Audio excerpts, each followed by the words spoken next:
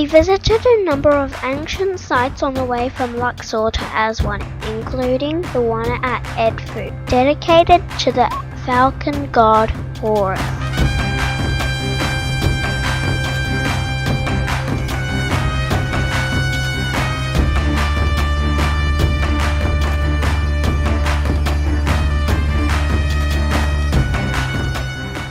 Only 200 years ago, all these buildings were covered by sand.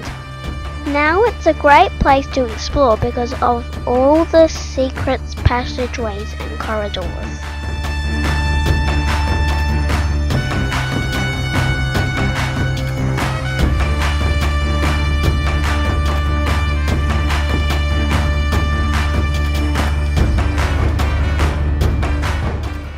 Inside the temple, the light comes through holes in the roof.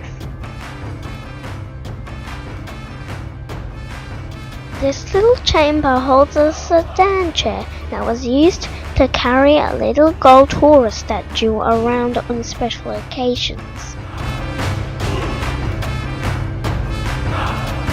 A little further along the Nile, where crocodiles sun themselves, is a temple of the crocodile god at Camel.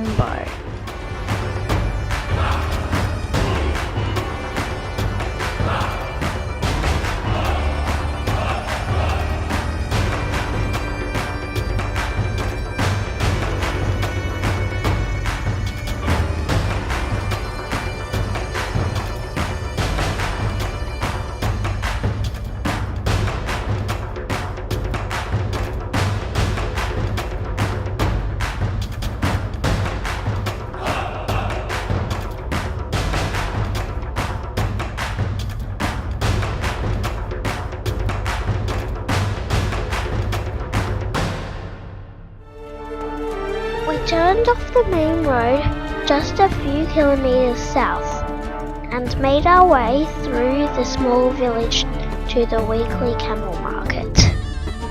Each camel has one of its legs tied up so that it can't run away. Camels are brought here from the Sudan and from the eastern desert, sometimes walking for more than 40 days to get here. Since camels are used for transport and food, it's a mixture of a used car market and a butcher. The only difference is you have to buy the whole camel.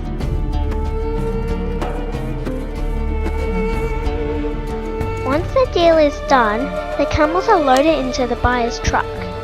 It can take 5 people to get the unwilling camel on board. Some pull, some push, and some beat them with sticks. We felt sorry for this camel as we watched it get beaten so many times. This one kicked backwards, and the man was lucky not to get kicked in the face. We followed the Nile to Aswan, but we didn't want to stay in the busy part of town. So we stayed in a small Nubian village on the edge of the desert on the other side of the Nile. From the top of our hotel, we could see the tombs of the nobles. That night, we could enjoy the light while listening to the locals play music.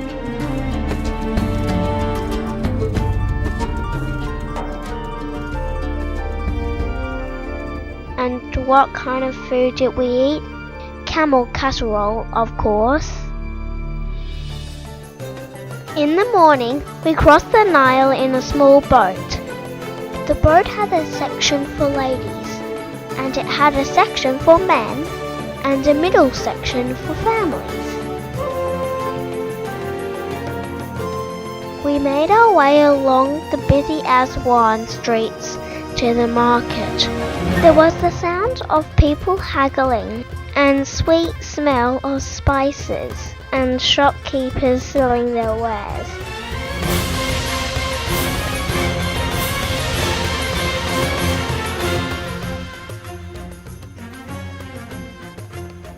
The beautiful Nubian jewelry reminded us that we were in the north of Africa.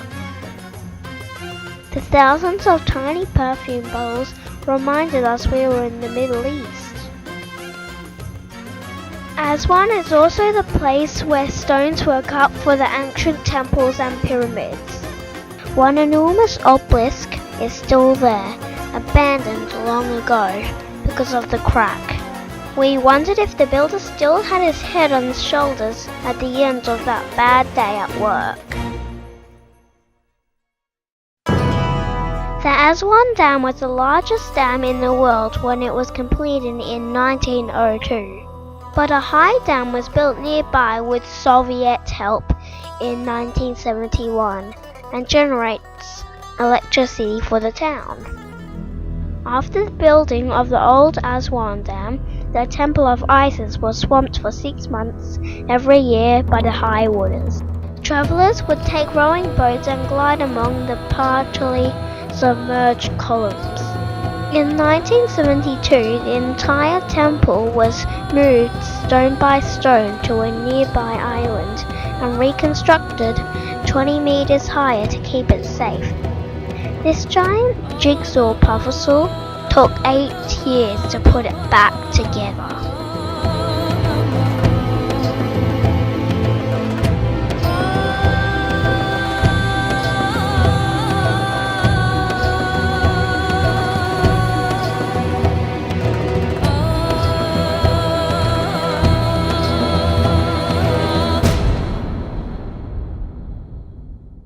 We had made friends with children who lived at our hotel, and on our last day, we were invited to go to school with them.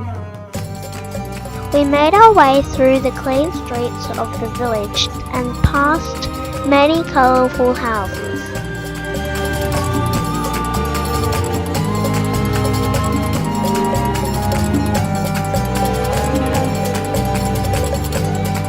All the preschool children were in one room, and they each enjoyed a lollipop for a special morning tea.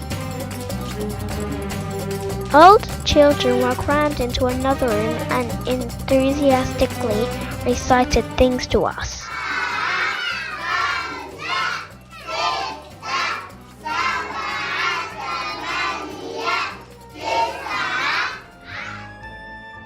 We left the village and drove to the airport in the nearby desert, where a surprise awaited us. One of our fellow passengers was Omar Sharif. He gave Mara a kiss on the forehead and said, "What a beauty." Meeting Omar was a perfect end to our time in Egypt. And like Lawrence of Arabia, Omar reminded us of all the fun we had in the desert. Lawrence, only 2 kinds of creature get fun in the desert: Bedouins and gods, and you're neither. Take it from me. For ordinary men, it's a burning, fiery furnace. No, Dryden. It's going to be fun. It is recognized that you have a funny sense of fun.